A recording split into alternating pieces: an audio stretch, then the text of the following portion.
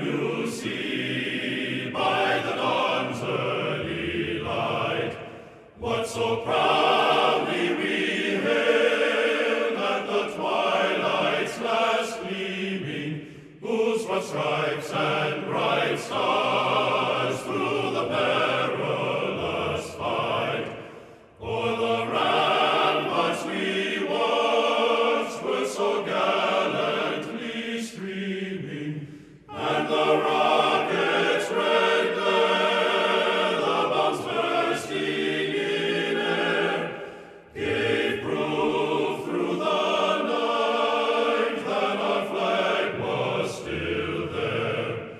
Oh, say does that star-spangled banner yet wave o'er the land of the free and the home of the brave?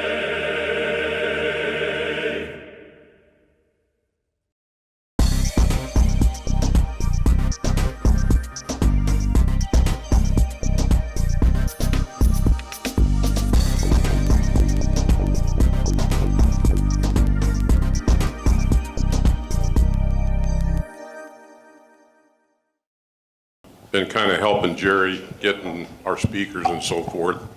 And this week, I had my first oh poop moment. Our speaker for today that was originally scheduled canceled on me on Tuesday. So in lieu of that, I think we have an excellent program for you. One of our members stepped up and he's going to give a talk on one of the final battles, land battles of World War II before the bombs were dropped on Nagasaki and Hiroshima. Please give a warm welcome to Gary Augustine, and he's going to talk about the Battle of Okinawa. And Gary, thank you very much for stepping in.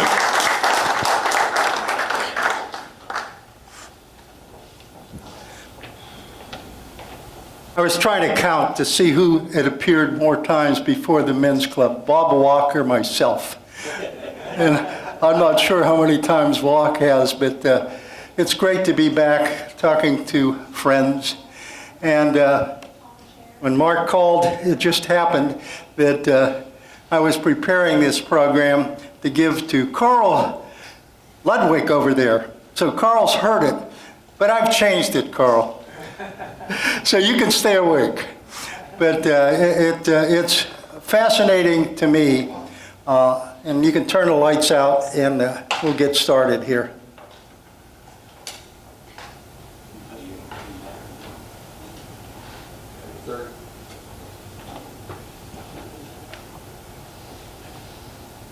The usual question, can people hear me in the back? Okay, that's great. The second thing is that hopefully the slides will come out. This is the first time I've given this program in sort of a large setting. But today I want to talk about Okinawa, the final victory the United States achieved in the Pacific. And it's really two battles. The reason I have two photographs up there, the one on your left is the USS Franklin, and I'll talk a little bit more about that at sea. And the one on the right, of course, and it's appropriate that it's a soldier with a flamethrower. Most of the Japanese, or at least it's hard to say, but most of the Japanese were killed by the Americans by burning them alive. And so we'll talk a little bit about that.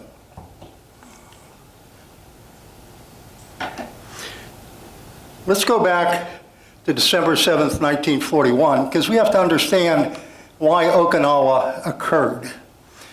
We all know December 7th, 1941, the day that lived in infamy.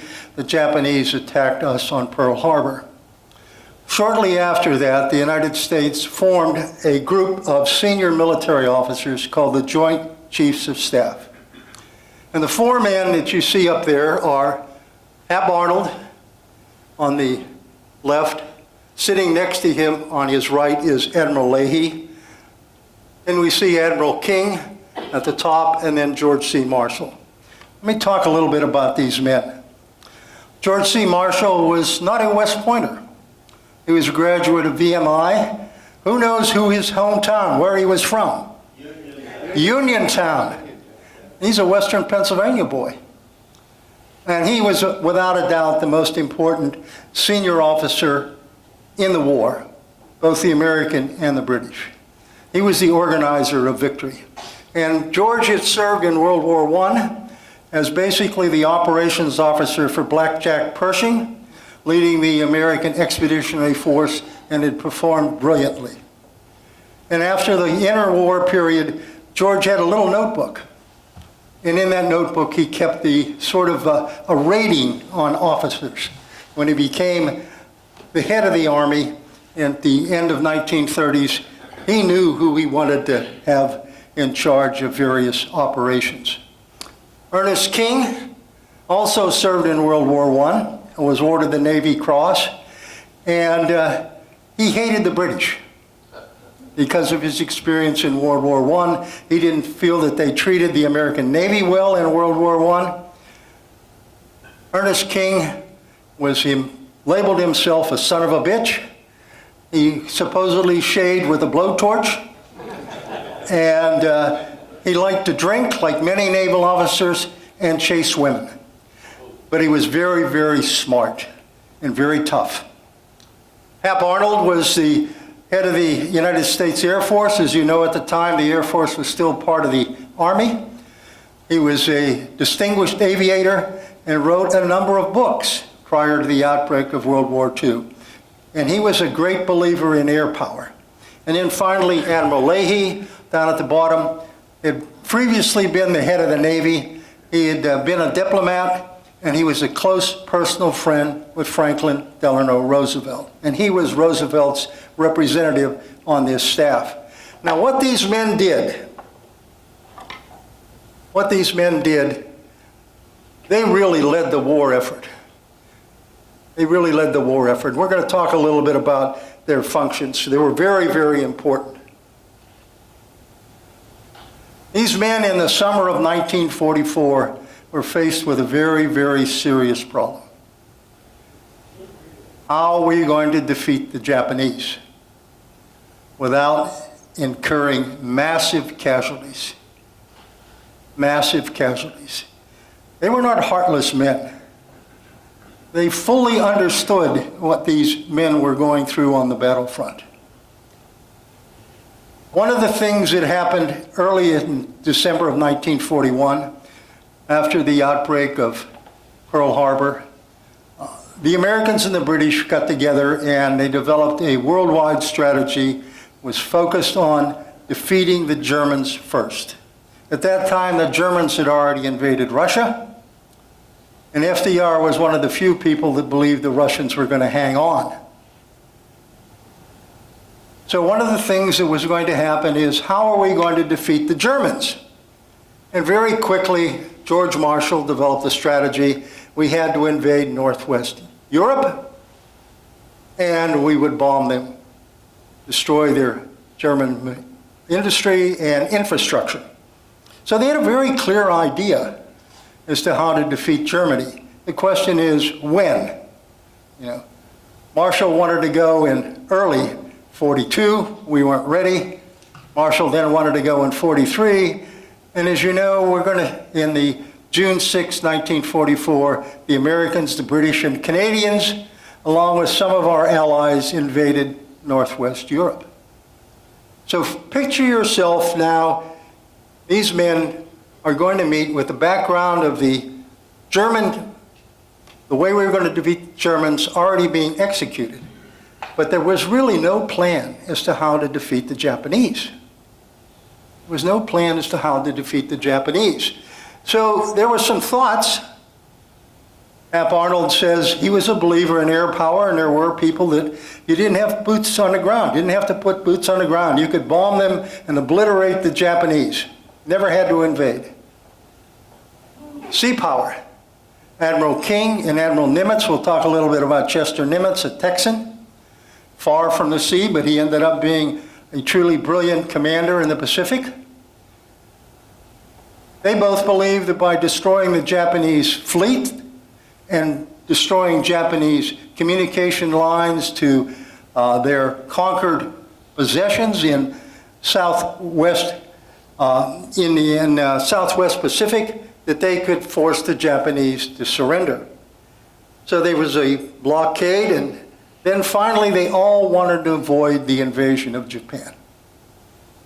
They all wanted to avoid that. By now they knew, because of what had happened in Tarawa, what had happened in Saipan, and what had happened in Peleliu, that the number of U.S. casualties versus the number of Japanese was appalling.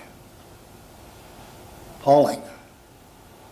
They didn't want to have to invade Japan.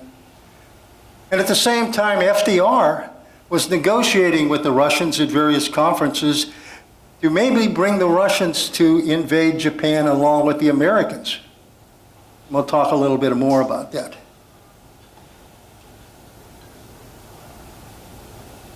Franklin Delano Roosevelt, to his credit, installed these four men to run the war. He stayed out of the running of the war, except for one occasion. In November of 1942, it was he that insisted that they invade North Africa. We were building this army, and he didn't want them to sit idle. And it was a wise decision.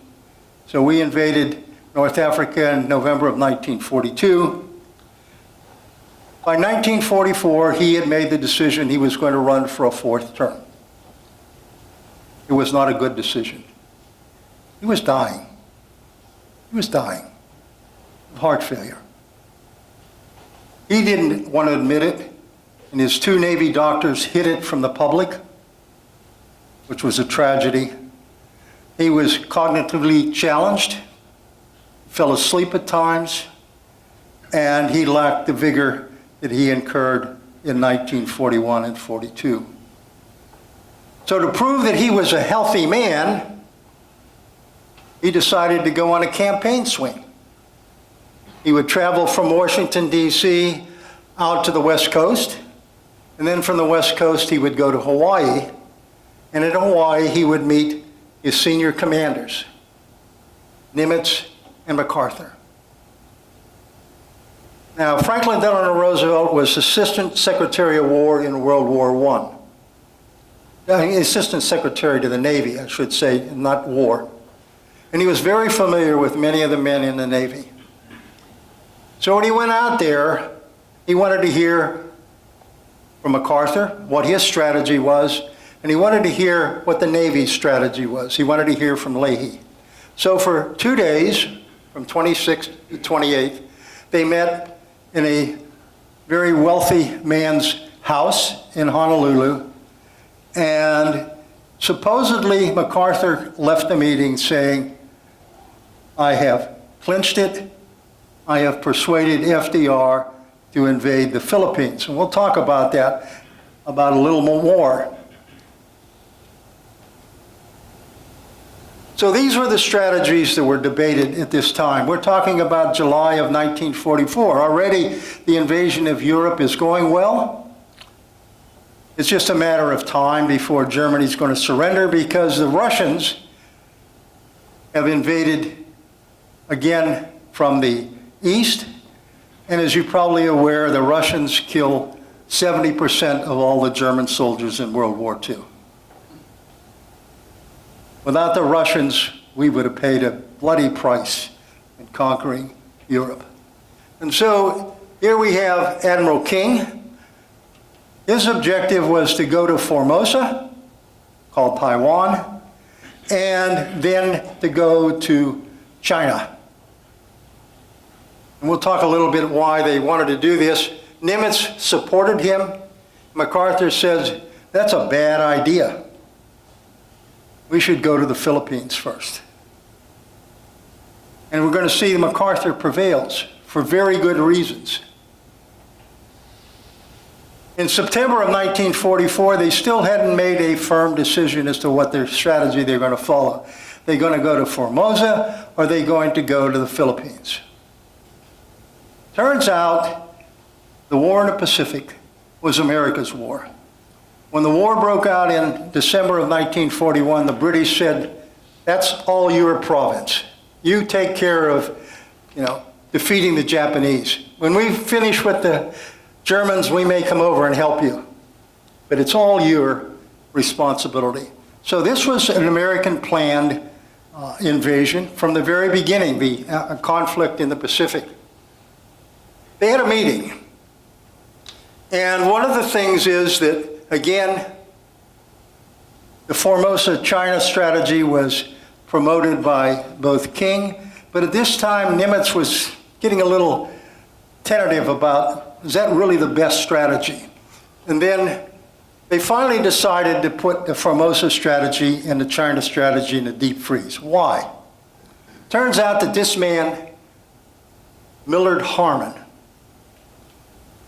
was an Air Force officer in the Army, and he pointed out something that was really key.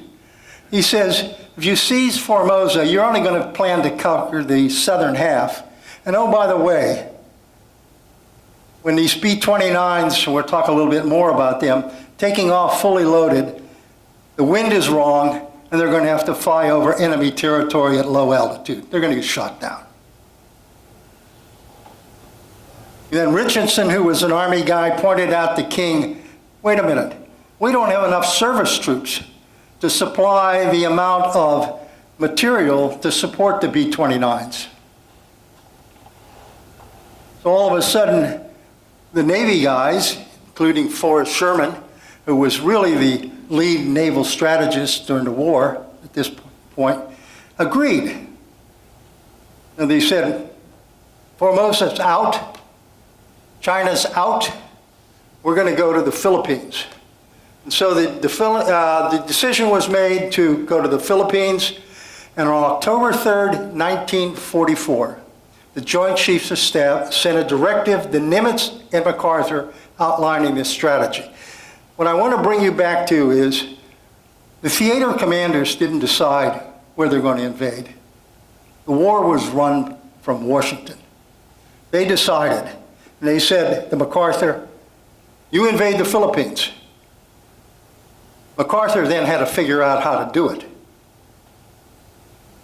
In other words, they just gave him a really very, very brief directive. I mean, it was like a paragraph. Said, this is what we're going to do. So they chose the following strategy. We're going to we're going to have the Philippines. We're going to invade the Philippines on October 20th, 1944. MacArthur's going to do it at Leyte. And then Ligayan Gulf, which is on Luzon. Curtis LeMay, that you've heard of, is going to destroy Japan by firebombing Japan. We're going to invade Iwo Jima. The reason for invading Iwo Jima, it's on the route of B-29s flying from the Marianas, from Tinian, Saipan, and Guam. On this massive round trip, they need fighter support, so we're going to give them a place to station some fighters, and also, if they run into problems, a place to land coming back. We're going to invade Okinawa. And why Okinawa? We're going to talk a little bit more about that. Okinawa is going to sever the sea lanes between Japan and its conquest in the Netherlands, East Indies, and other places. And finally, they began to plan for the invasion of Japan, just in case things don't work out. So they advanced the dates. You can see, with the exception of Okinawa, when they move it back a month, because of weather. These are very intense. The more I study this, the more I think as Americans we should be proud of the people that not only fought and led the war. They were intelligent people. They were not throwing darts at a board. They realized that if we invaded in March of 1945 in Okinawa, we would run into very serious weather. So they said, let's move it to April. Iwo Jima, as you know, was invaded on February 19th, 1945. As a piece of trivia, the flag that you see here in the famous photograph came from LST 779, built right down the river at Neville Island. The flag did not go from Neville Island. The flag was picked up at Pearl Harbor. But it was the ship that the Marines got the flag from, which is another story.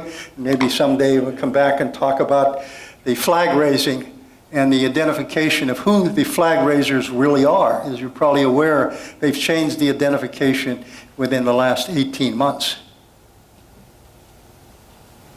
MacArthur striding ashore. One thing, I'm not a MacArthur basher. I don't have a lot of truck with those that bash MacArthur. He's a very brave man in World War I. And in all these amphibious operations, he went ashore when there were still people shooting at other people. I talked to the commander that took him ashore at Borneo. George Fries, who just died recently, was on an LST. And George took him ashore. And while George was standing off with his boat, MacArthur went ashore and the guy next to him was shot. The war in the Pacific all revolved around choosing airfields. We know that Guadalcanal was Henderson Airfield and other airfields, and the war in the Pacific was getting airfields.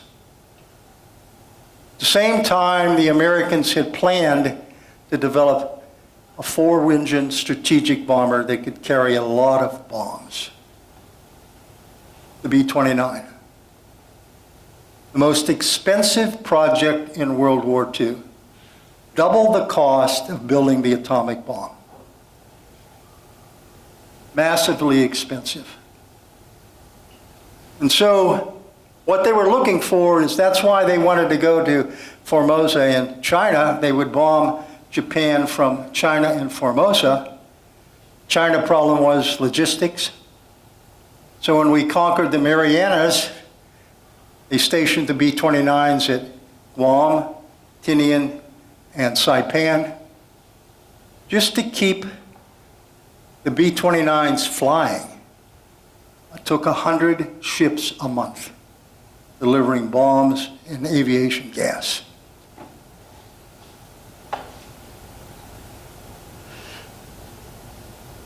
So since they developed a strategy, and the B-29s were now stationed at the Marianas, they began to implement a strategy to destroy Japan from the air. The initial raids were highly unsuccessful. They were bombing between 30 and 35,000 feet. The weather in Japan was terrible, and they weren't very accurate. And because they were fighting the jet stream, the 200-mile-an-hour jet stream to fly out there, the bomb loads, instead of being 10 tons, were only 3 to 4 tons. So they fired a guy. It's a nice way of saying they took the guy out of his position, Hansel, and put LeMay in charge. LeMay decided the following: it ain't working. You know, this whole thing, if you're beating your head against the wall, don't try to do the same thing again.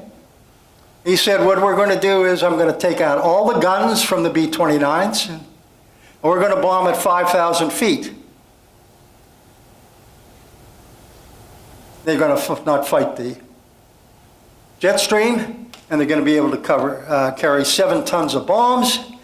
And also, but the people objected. They said, at 5,000 feet, we're already suffering casualties. We won't have anybody come back. LeMay says, we're going to do it anyway. And so they conducted raids, and by and lo and behold, the number of casualties went down. And what resulted in, on March 9th and 10th at night, the destruction of Tokyo. More Japanese were killed in this raid than by either atomic bomb. The descriptions that the Japanese survivors leave are horrific. You can see the picture in the upper right here. Nothing left. Nothing left. Destruction of shipping went on. This is the best submarine commander in the Pacific, Richard O'Kane in the Tang. He was sunk by his own torpedo, captured, survived the war, and was awarded the Medal of Honor. But here's a chart to show you. Look at the left. Submarines were destroying the Japanese merchant fleet. Think about this. We have baby formula shortages. In 3 months, we conducted 3 major invasions. We put 1 million combat troops on the ground. Doesn't include the flyers, the sailors, everything else. By the way, the B-29 and just about all the ships were built between 1942 and 1945 in roughly 24 months. Without computers. Without computers. And gentleman asked, where is Okinawa? We're going to see Okinawa. You see Formosa down here. Okinawa's up here.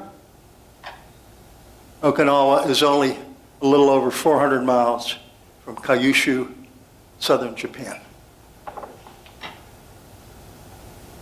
They're going to station carriers to pound down the Japanese airfields on Kyushu, and the Japanese actually are flying planes from Korea to Kyushu and then flying them to attack the American fleet. These planes are the kamikazes. The man behind a plan to make it work. Brilliant, a drunk, an alcoholic, and he was well known by Nimitz and Spruance, his senior officers. They said, basically, drunk or sober, he's the smartest man in the Navy. So he's the guy that's going to develop the plan. And we're going to talk a little bit about the plan. He's very key throughout the war in developing plans to invade various islands. How many of you have seen the movie Tora, Tora, Tora? Good. Do you remember a scene with a guy walking his dogs out on the mall? He was the head of war plans. That's Turner, who didn't predict the attack on Pearl Harbor. His enemies keep on bringing that up. Here's what he planned, along with others. The largest amphibious assault in World War II. Nearly 500,000 men, one of which was the man sitting back behind there, Jack Morrow. 451,000 soldiers, sailors, and Marines. 1,213 ships, and actually there's more than that involved because they're continuing to resupply Okinawa as it goes on. 375 LSTs, more than were at D-Day. Just about all the LSTs from Neville Island and Ambridge ended up at Okinawa that were built. 11 fleet carriers, 6 light carriers, 22 escort. Look at 18 battleships. It was massive. It was massive. Part of the plan included the following. 4 divisions would land up here in the central part.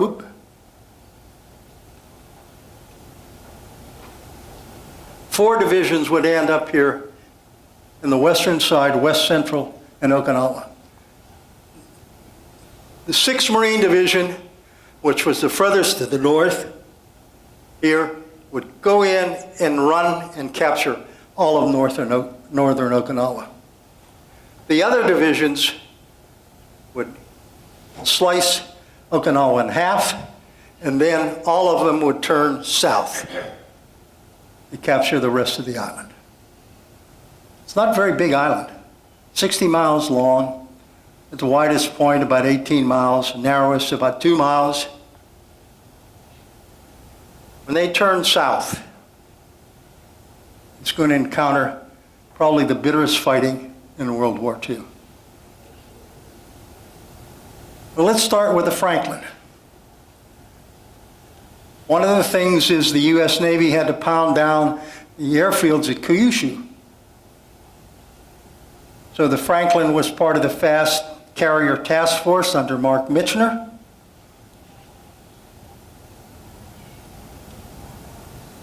And on March 19, 1945, it was struck by kamikazes. 870 American sailors perished like this, fast. They were on a tank deck. It exploded. It took all the oxygen away. They were dead. They were dead. Almost the same number got wounded.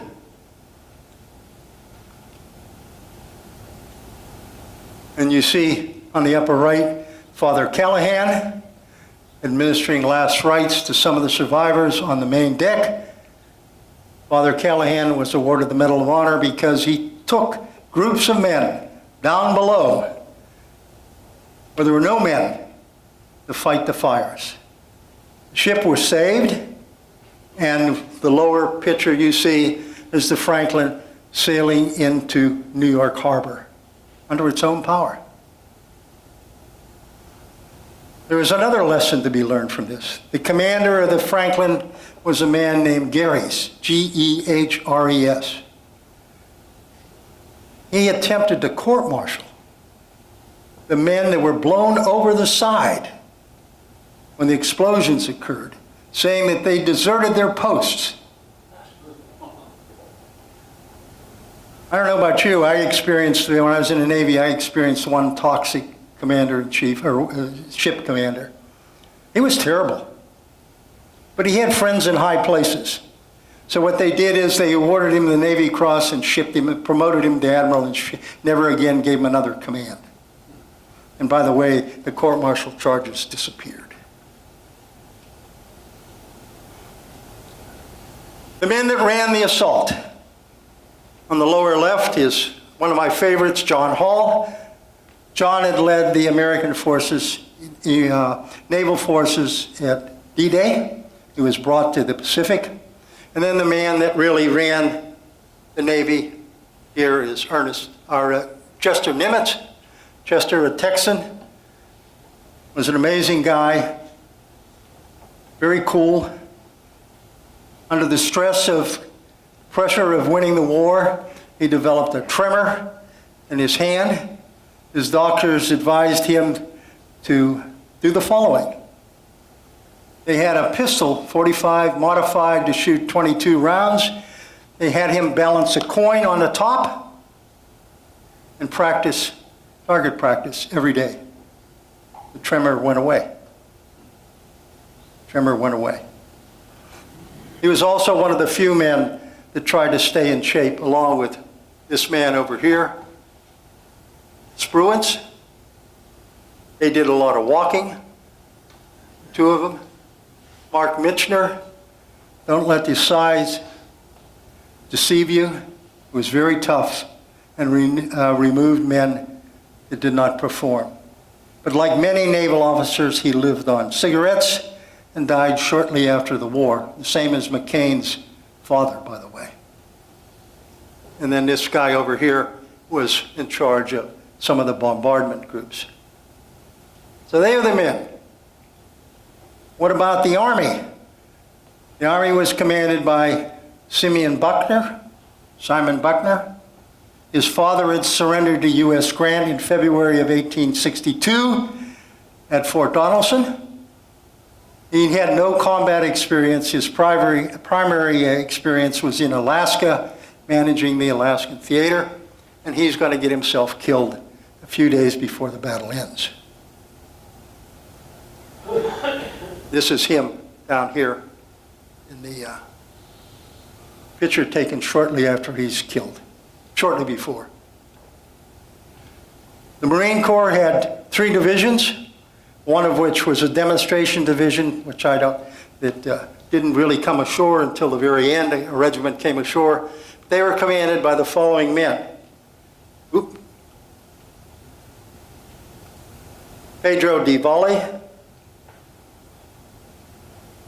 Pedro was an artillerist, an excellent officer, and wrote an outstanding book about the war against Ethiopia. He was an observer prior to the outbreak of World War II. Roy Geiger was an aviator, and is the only man, he's going to succeed Buckner for a few days commanding the 10th Army after Buckner's killed.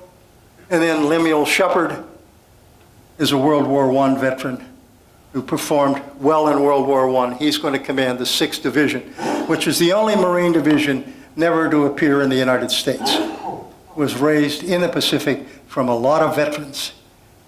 A lot of veterans. It was actually probably the best division in the Pacific at the time. Hodge was the commander of the Army forces. He's in the center. And then we have two commanders over here, Bruce and Arnold, who we never heard about, but they performed very, very well on Okinawa. Part of the plan was they realized that they did not have an anchorage until they captured Okinawa. So they're going to capture Okinawa is surrounded by islands both on the west side and on the east side. They're going to capture some of the west side islands and establish an anchorage and a place that they can take ships and anchor out of Okinawa and further away from the kamikazes. So that's part of Turner's plan. And they're going to do that on March 26th, a few days before the invasion of Okinawa itself. Don't get deceived, that's not snow, that's smoke. So here we have these islands off to the, you can see up here, there's islands over here. There's going to be islands over here that they're going to capture. One of the things that they do find, sometimes you do things and you get lucky. And we got lucky. At Karemaredo, the Japanese had lost their fleet, but they had developed these suicide boats. Anybody remember the Cole getting sunk or badly damaged in the Persian Gulf? These things could do tremendous damage. We captured 350 of them. And here's a Army private having a joyride. The island was defended by 100,000 Japanese and Okinawans. Got to remember that Okinawa was part of Japan. Formerly in 1879, it became a formal part. They organized high school groups, teenagers, both as nurses and as fighters. So when we went ashore, troops weren't sure. They knew they may be fighting Okinawans, and so when they encountered them, there's about the population of Okinawa, it varies, we're not sure, but somewhere between 300,000 and 400,000 at the time of the invasion. Here's the commander, Yushima. He's going to decide the strategy is a war of attrition. He's not going to try. He realizes he can't defeat the Americans. He's just going to inflict a lot of casualties. Why? The Japanese, to prepare for the invasion, dug 60 miles of tunnels. 60 miles. You can see some of these tunnels are deep.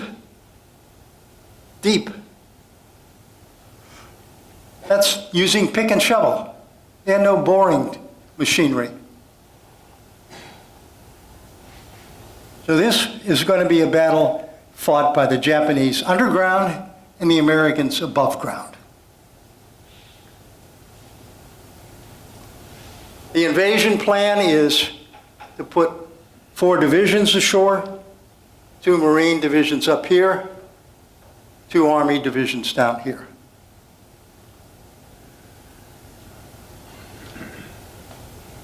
The bombardment that occurs before on April 1st, you saw there were 18 battleships and other ships. They fire over 100,000 rounds of 16-inch, 14-inch, 5-inch, 8-inch shells. Where are the Japanese? Underground. They don't even feel it. Almost no Japanese are killed. They develop a new weapon, rocket-firing ships. Just drench the beaches with rockets. Doesn't matter, there's no Japanese on the beaches or anywhere near the beaches. Here's the first wave. The Japanese, by the way, commanders are viewing this from a hill. They see it. Imagine what you see. Amtrak's 7 miles wide, 20 waves deep, coming ashore. You have to think, no way I'm going to be able to defeat these people on the beach, but I can make them pay a tremendous price and maybe they'll give up.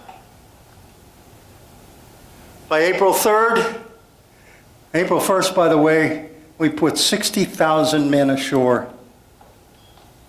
in about 12 hours. By April 3rd, they cut you can see the troops here. There's no fighting. They're going to cut the island in half. The Japanese decide, the emperor says, when he hears the invasion, he calls his, the emperor didn't really get involved, like FDR even. He was less involved than FDR in the war. He calls the Navy in and says, what are you doing? He said, we can't do anything. He says, don't we have the world's largest battleship with 18-inch guns? They said, yes. He says, why is it sitting in anchor? That's all he had to do. They gather up the battleship and a few destroyers and a cruiser, and they send it out without air cover, and the U.S. Navy sinks it. Never fires a shot.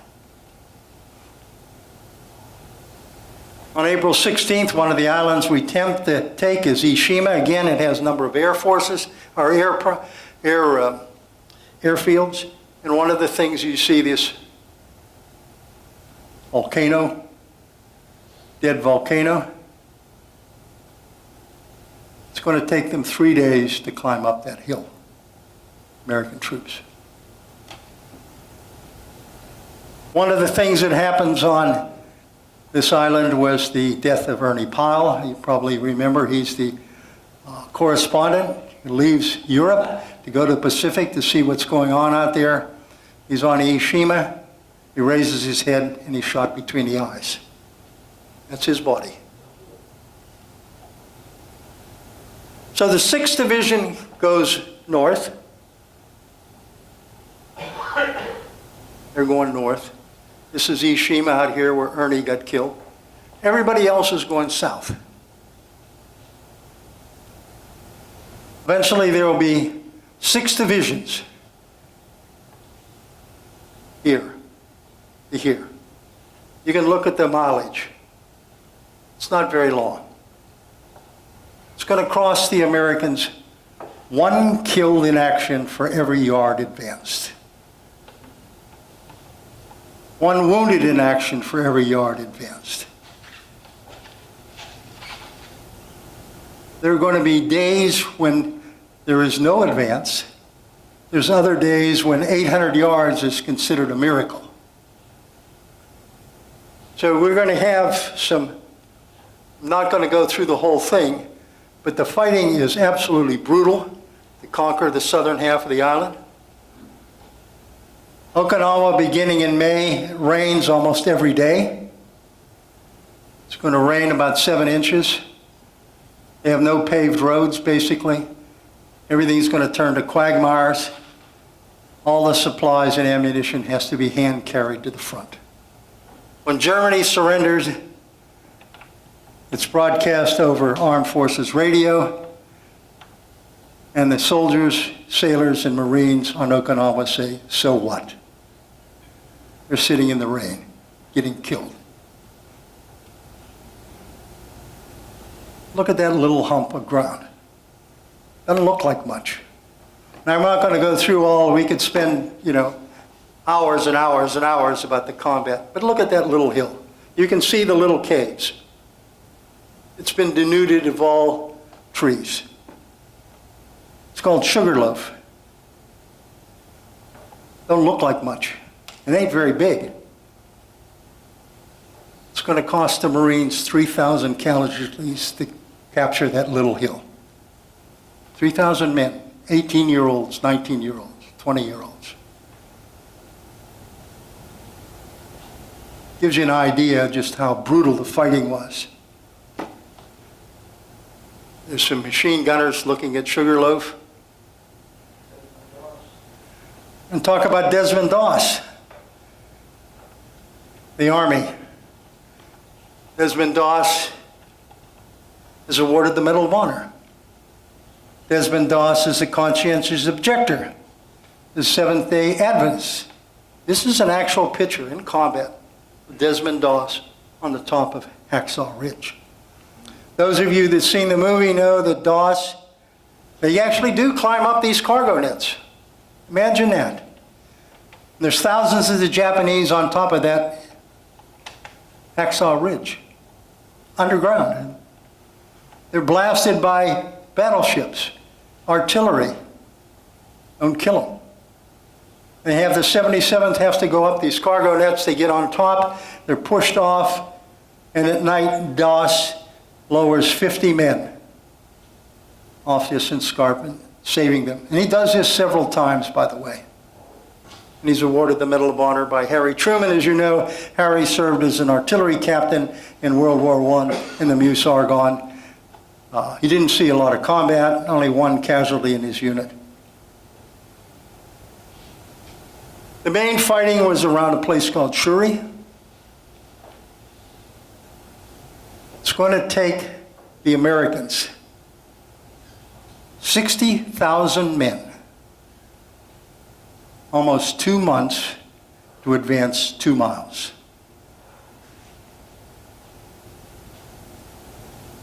Just think of that.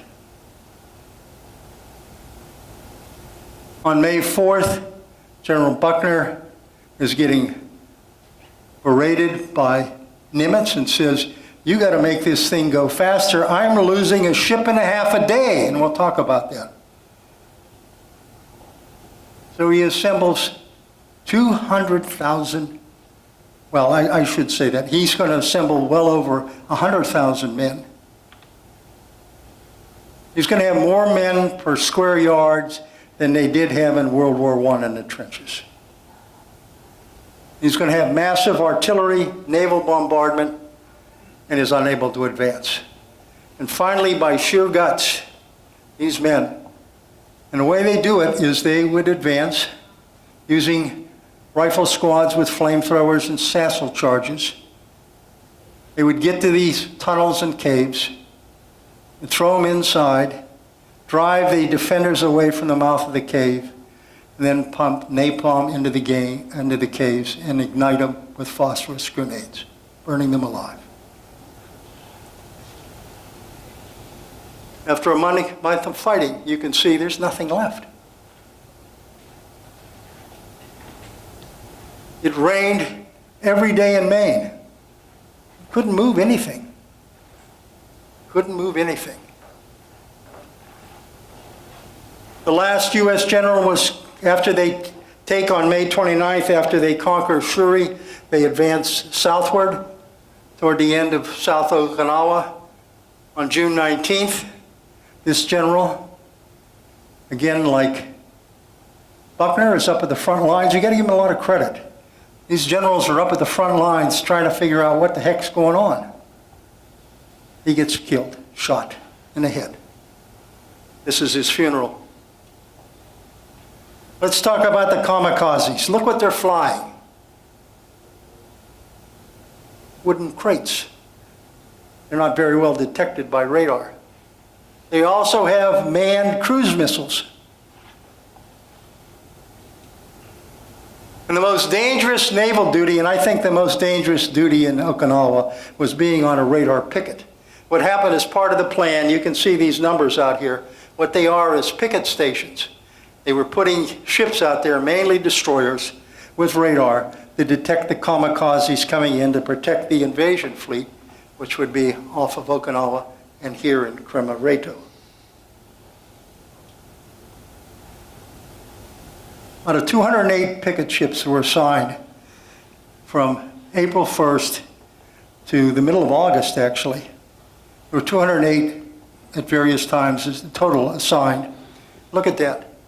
15 were sunk. 45 were damaged. Look at the Navy casualties. We're going to talk about the Navy actually is going to suffer more casualties by far in Okinawa than the Marines did. Is the Porter sinking? Aaron Ward, war damaged. Michener's flagship is hit on May 11th. Michener barely escapes being killed and leaves the flagship for a ship called the Indianapolis.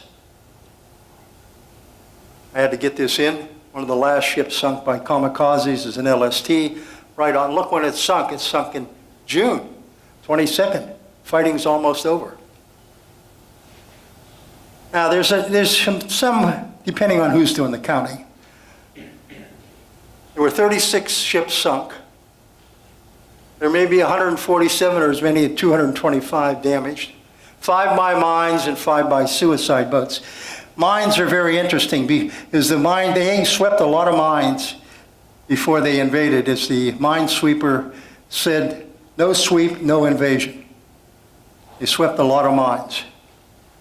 Look at this, 4,900 sailors killed, 4,824 wounded or missing. We sent 87,000 Seabees or aviation engineers to Okinawa. We're going to transfer the 5th Air Force to Okinawa. They're going to build a huge number of airfields. What they build is, Jack's probably familiar with some of this. There's the circle. They built airfields. They built Navy yards. They built fuel depots, everything else. And I had to get this in. The most successful air squadron stationed on Okinawa was led by a 1938 Ambridge High School graduate, who later becomes a lieutenant general, George Axtell. In 1945, George is on the cover of Time. He's the commander of the Death Rattlers, BMF 232. And while he's the commander, they shoot down 124 Japanese planes, the most that any squadron shot down in the war, and George is an ace. And George was very proud of graduating from Ambridge. One of his other classmates, how many of you knew Ernie Williams? Ernie was from Swickley. Ernie flew Corsairs, but not in Okinawa, flew off another small island, and shared a plane with a more famous guy, John Glenn. The end of the battle was, I think, was July 2nd. Some people you'll see an earlier date. Battle ended. This is the tragedy. In Okinawa, possibly as many as 1/3 of the population died. Women, children, men. Either killed in a crossfire, died of starvation, or killed by the Japanese, or killed by themselves because they thought that you and I were evil people and would torture them and rape their women and kill them. They had a tough time persuading them to surrender. Total casualties, 11,471. You look up there, you can see the Navy had more casualties than the Marines and almost as many as the Army. That's why I say there were 2 battles, one at sea, one on land.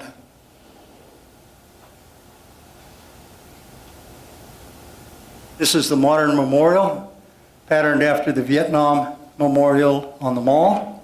And look at that. 234,183 names are on there, of which roughly 12,000 are Americans. The rest are Japanese or Okinawans, and there's even a few Koreans who the Japanese employed as laborers. You can understand why the 4 men sitting in Washington eating off of China were very concerned about having to invade Japan. The forecast of the number of dead among civilians was in the millions, Japanese civilians.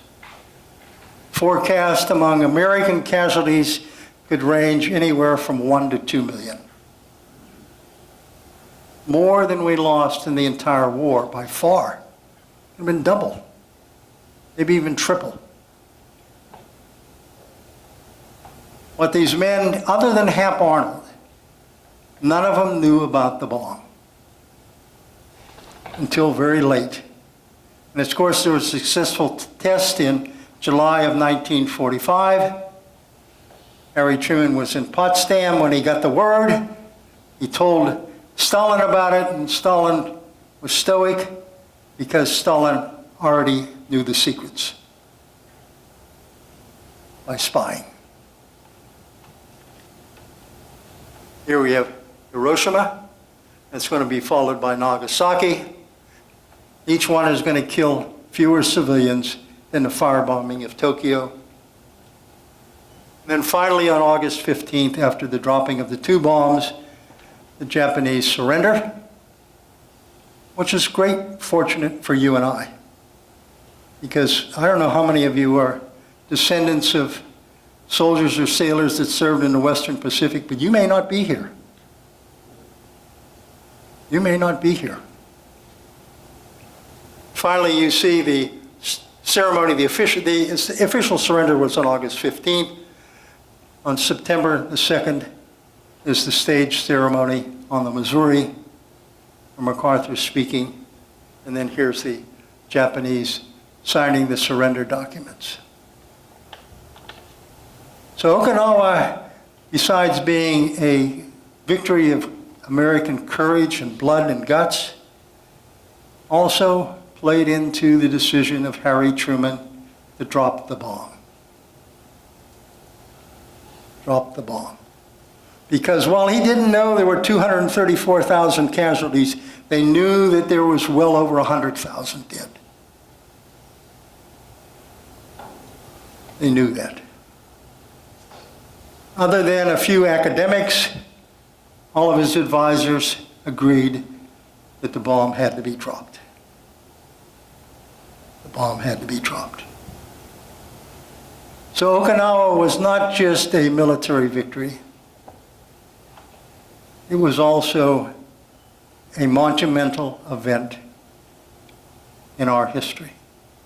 And thank you very, very much, and I'll answer any questions. Thank you, Gary. Anybody got any questions? Yeah, questions. Gonna have questions. Are you just waking up when the lights went on? Did I put you all to sleep? Jack, do you have any questions, buddy? You were there. No questions. You know, it's interesting. Jack and I were chatting briefly that Jack served in an anti-aircraft battery defending one of the airfields. And he says he really didn't know the fighting that was going on. If you ever want to read, I think is the finest memoir by any combat soldier, read With the Old Breed by Eugene Sledge. It's the closest I want to come to combat. Okay? It's a remarkable book. So he served on Peleliu in Okinawa. And he talks about the fact I was mentioning to Jack. If you were 100 feet behind the front lines, you weren't in the battle. You weren't there. And it's, Jack was saying, my uncle was on Okinawa in August of '45 after it was, the war almost ended. No questions? Oh yeah, Tip, let's start at the back. Desmond Doss, he was a medic. Yes, Yeah. combat, he was a conscientious objector, and he was the first conscientious objector to be awarded the Medal of Honor. Tip. How long have you been working on this speech? Have you done it before? Have you... Yeah, I bored Carl with it last week, or I guess Wednesday of this week. How long did I work on him? A long time. This one was even more enjoyable than the first time. Well, that's good. You see, he was a dress rehearsal. Yeah, look. Yeah, Wes. Just want to say I had an uncle lived in Philadelphia was in the Navy during the invasion of Okinawa, and he told me that because of Truman's dropping the bomb, his ship was scheduled to invade Oh, yeah. Japan. Now, the plans were drawn up. You know, you're probably aware they were going to invade with all 6 Marine divisions, a number of Army divisions, 2 invasions, one in southern Japan in fall of 1945, and the other on Tokyo in 1946. So the war would have gone on for who knows how long. And by the way, when the Japanese surrendered, we had never fought really their army. And one of the things I just want to mention briefly, as Wes commented, to the very end of the conferences, we were trying to persuade the Russians to help us invade Japan. And we did some horse trading that ended up bad for the Eastern Europeans because we traded, in effect, much of Eastern Europe to the Russians for a promise that they would invade Japan. And the Russians, by the way, defeated the Japanese army in Manchuria in August of 1945 in 2 weeks. Though the Russians are stumbling around today in Ukraine, don't underestimate the Russians. Yeah. Anybody? Yeah. Wes, go ahead. Yes. The Chinese are establishing a naval base in the Solomons today. Do you have any comment? No, I'm not aware of that. I know that they're establishing naval bases at these islands that they're filling in. And of course, the threat to Formosa, who knows what's going to happen here. Yes. We lived on Okinawa in 1957, 12 years after the war. My Okay. dad was stationed there in the military. And one of the things I remember was going to the base of Suicide Cliff, and bones could be Still seen. held up to sort of with a big smile, nice and safe, but it was really something to see all the bones from the people who committed suicide. Again, as Right. I said, they were brainwashed into thinking that if they didn't commit suicide, that the Americans would pillage and rape and Torture them, do all kinds of stuff. Absolutely. Okay. Anything else? I'll stay around if you have other questions. But again, it's a delight to be back with you. Thank you very, very much. Gary, thank you for filling.